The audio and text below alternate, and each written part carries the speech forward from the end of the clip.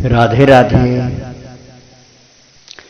कर्म की बात मैं समझा रहा था कि ज्ञानी जन को भी अज्ञानियों के कर्म के शुद्धिकरण के लिए, शोधन करने के लिए, दोष के निवारण के लिए, कर्म के वास्तविक स्वरूप को समझाने के लिए ज्ञानी जनों को भी कर्म करते रहना चाहिए। उनको भ्रम न हो, उनकी श्रद्धा न बिगड़े, उनको बुद्धिभेद उनका न हो, इसलिए जरूरत नहीं है ज्ञानी को कर्म करने की। लेकिन अज्ञानी लोग कहीं निठल्ले न हो जाएं, कहीं अकर्मण्य न हो जाएं, इसलिए कर्म करके उनके साथ धीरे धीरे धीरे धीरे धीरे धीरे फिर उनको कर्मों की शुद्धि करनी चाहिए। और कर्मों की शुद्धि वो देख देख करके केवल नहीं, साथ में रह करके तब कर्मों की शुद्धि उनकी हो जाएगी। और जो ज्ञानी जन होते हैं ना, वे इस बात को जानते हैं कि कर्म वास्तव में मनुष्य दिखलाई पड़ता है कि कर रहा है, लेकिन करने वाली होती है प्रकृति। उसी के कुछ लोग माया बोलते हैं, कुछ लोग प्रकृति बोलते हैं। तो उसमें जो गुण होते हैं ना, प्रकृति के गुण, कौन सा गुण? सत्व गुण, रजोगुण, तमोगुण, ये गुण ही कर्म करते हैं। लेकिन इस रहस्य को केवल ज्ञानी लोग जानते हैं, अज्ञानी नहीं जानता। तो अज्ञानी समझता मैंने किया, मैंने किया, मैंने किया, मैंने इतनी बड़ी बिल्डिंग बनाई, मैंने इतना बड़ा काम किया, मैंने इतना धन कमाया, मैंने इतनी फैक्ट्री मिल बनाई, मैंने इतना इतना काम कर डाला, मैं न होता तो कौन करता, ऐसा वो सोचता रहता है अज्ञानी। और ज्ञानी जन जानते हैं कि ये सदा से होता आया है, ये भगवान के द्वारा जो निर्दिष्ट प्रकृति है उसी के गुण, सत्वरजतम, ये तीनों गुण काम करते रहते हैं। इस तत्व को समझ करके अपने को अकर्ता मान करके ज्ञानी जन शांत चित्त रहते हैं, उससे प्रभावित नहीं होते, उसके सुख दुख से अपने मन को दूषित नहीं करते, कर्तव्य समझ के कर्म कर लेते हैं। और अज्ञानी जन उसके सुख दुख से दुखी होते रहते हैं, कभी सुखी, कभी दुखी, कभी हर्ष, कभी विषाद, कभी डिप्रेशन में चले जाते हैं। तो उनका कर्म जो है चित्त को शुद्ध करने के लिए करवाया जाता है। लेकिन ये बात उनके समझ में बहुत देर बाद की है। जब वो समझ जाते हैं तब कर्म को चित्त शुद्धि के लिए करते हैं। जब तक नहीं समझते हैं तब तक वो अहंकार से करते हैं। तो उनके अहंकार का नाश करने के लिए कर्म का शोधन करना पड़ता है। इस बात को मैं और खुल करके फिर आगे बताऊंगा। राधे राधे राधे।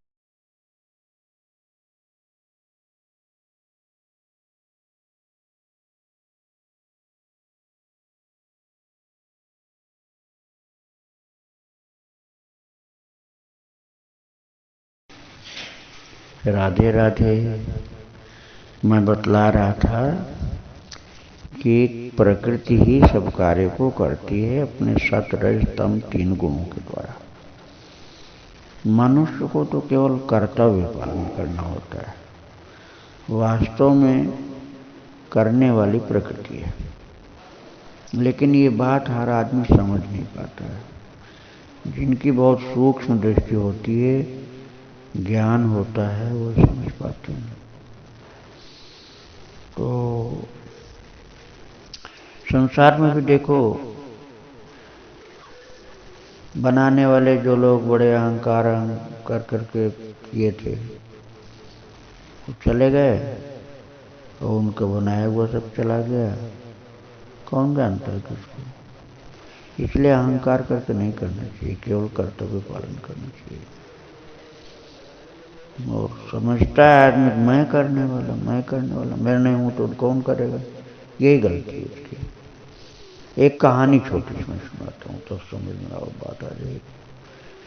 एक बैलगाड़ी जा रही थी, बैल उसको चला रहे थे, दो बैल की बैलगाड़ी, और दोनों बैलों के बीच में नीचे बैलगाड़ी के कुत्ता चल रहा था। तो कुत्ता जो था वो पूंछ उठा करके भाव भाव करता था और दूसरे कुत्तों को अपनी ओर आकर्षित करके ये समझा रहा था कि इतनी बड़ी बैलगाड़ी मैं चला रहा हूँ, इतनी बड़ी बैलगाड़ी मैं चला रहा हूँ। तो जो बैलों को हाँकने वाला कोचवान बैठा था बैलगाड़ी पर, उसने सुन लिया कुत्ते की बात। तो उसने डंडा घुमा करके नीचे कुत्ते को मारा धाम से, कुत्ता निकल करके भगा। और दूर जाकर के कुत्ते ने देखा कि बैलगाड़ी तो जैसे पहले चल रही थी वैसे अब भी चल रही है। तो दूसरे लोगों ने कहा, अरे कुत्ते, तू समझ रहा था कि तू बैलगाड़ी खींच रहा है, तो केवल ऐसे चल रहा था बस, खींचने वाला तो नहीं था, खींचने वाला तो दूसरा ही कोई है। तो कुत्ते के समझ में आया कि हाँ वो समझ ना समझी थी उसकी। ऐसे ही सब करने धरने वाली जो शक्ति है माया है भगवान की, वही सब करती रहती है। ज्ञानी जन इस बात को समझ करके निर्लिप्त रहते हैं, लिपायमान नहीं होते, तटस्थ रहते हैं, दृष्टा रहते हैं, करते हुए भी अकर्ता रहते हैं। और अज्ञानी जन उसमें मूढ़ बुद्धि होने के कारण अहंकार में भूल जाते हैं। तो ये कर्म योग की बात मैंने तुमको समझाया। श्री राधे।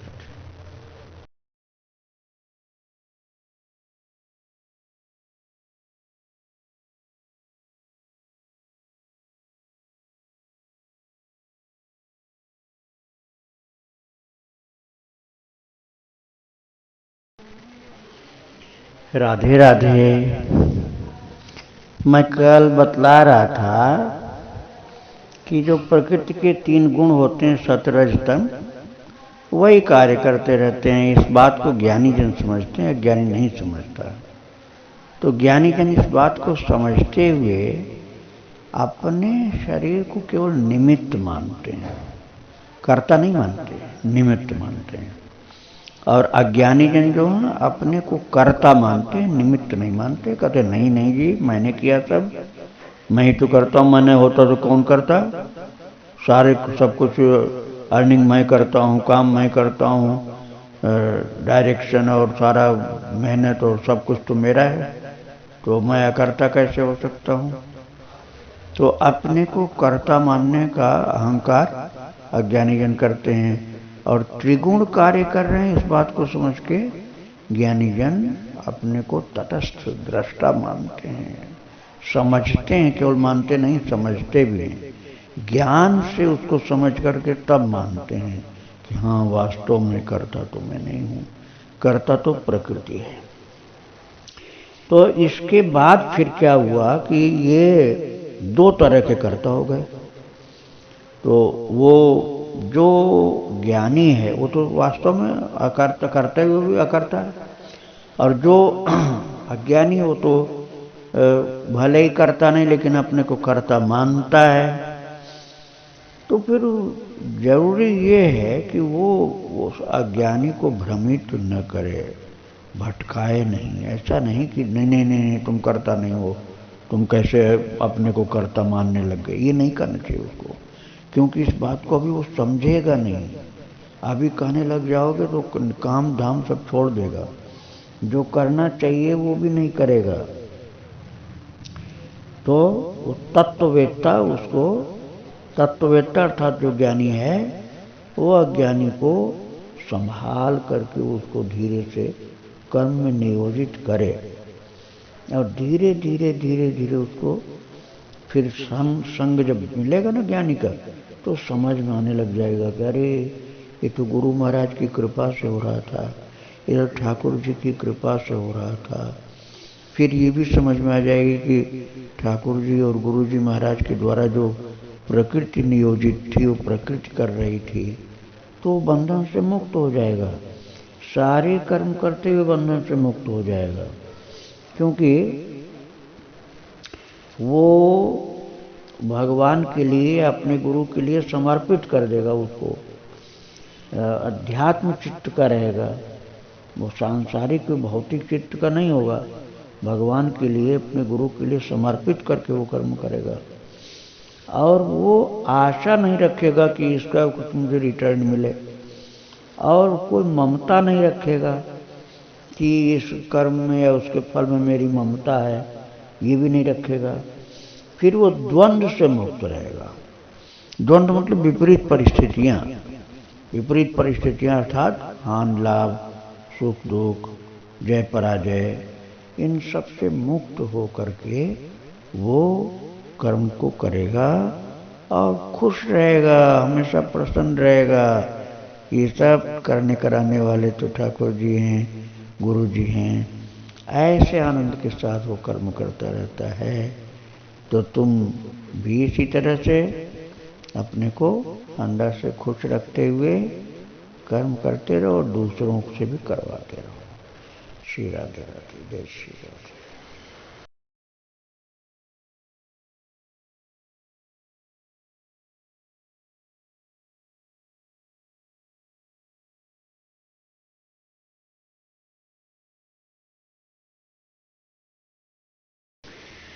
राधे राधे। मैं कर्मयोग के रहस्य की बात समझा रहा था, और जो सिद्धांत बतलाया मैंने ना, उसको जो नहीं मानता है वो श्रद्धा अर्थात नहीं करता है, तो मोहित रहता है, अर्थात ज्ञान नहीं प्राप्त कर पाता है। और जो इस सिद्धांत से चलता है वो धीरे धीरे धीरे मोह से मुक्त हो जाता है और वो ज्ञान को भी प्राप्त कर लेता है। हाँ, ये जरूर है कि जिसकी प्रकृति जो होती है उस तरह के कर्म करता है, उसको दूसरे प्रकृति के विपरीत काम कराने की कोशिश किया जाए तो नहीं करेगा। जैसे किसी का कर्म है वाणिज्य का स्वभाव तो वाणिज्य का करेगा, किसी का स्वभाव है विद्यादान करने का तो विद्यादान करेगा, किसी का स्वभाव है खेती करने का तो खेती करने का स्वभाव तो खेती करेगा, किसी का स्वभाव है शासन करने का तो शासन करेगा, किसी का स्वभाव देश की रक्षा करने का, रखवाली करने का, गार्ड का काम करने का स्वभाव हो तो वो वही करेगा। उसके स्वभाव के विपरीत उससे सेवा कार्य लिया जाए तो उसको करने में बहुत बाधा पड़ती, क्योंकि उसका मन नहीं लगता है। तो ये ध्यान देना पड़ेगा कि जिसकी जो प्रकृति है अर्थात जो स्वभाव है उसी के अनुसार उससे कर्म लेना चाहिए। जैसे मैंने अभी बतलाया ना, मजदूरी का, मेहनत का, पढ़ाई लिखाई का, विद्यादान देने का और शासन करने का, व्यापार करने का, देश की रखवाली और गार्ड वाला काम, ये सब जो अलग अलग प्रकृति होती है। तो जिसकी जो प्रकृति होती है उससे मिलता जुलता ही कर्मयोग उसको बताना चाहिए, तो उसमें वो सावधानी से लग जाता है और फिर वो उसमें उबता नहीं, वो मन खुश रहता है, वो प्रसन्न होकर के करता है। अब किसी का स्वभाव जो है उसके विपरीत उसको सेवा कार्य या कर्मयोग उसको बताया जाए तो फिर नहीं कर पाएगा, फिर दुखी होगा, तो झुझलाएगा, रोएगा, परेशान होगा।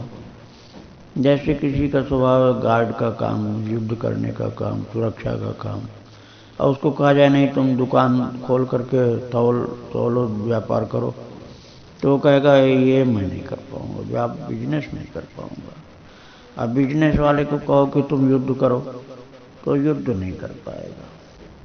तो ऐसे अलग अलग स्वभाव होते हैं, तो जिसका जिस प्रकार का स्वभाव जैसी प्रकृति है उस प्रकार के सेवा कार्य में कर्मयोग में उसको लगाना चाहिए। श्री राधे राधे राधे राधे।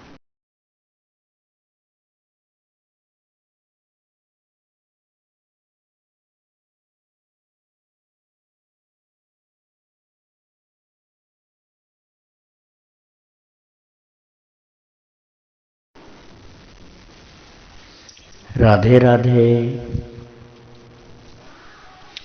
मैं बतला रहा था कि अलग अलग प्रकृति होती है लोगों की। किसी की प्रकृति लड़ाई करने की, युद्ध की, सुरक्षा की, गार्ड की, किसी की व्यापार की, किसी की पूजा तपस्या करने की, किसी की सेवा करने की, अलग अलग प्रकृति होती है।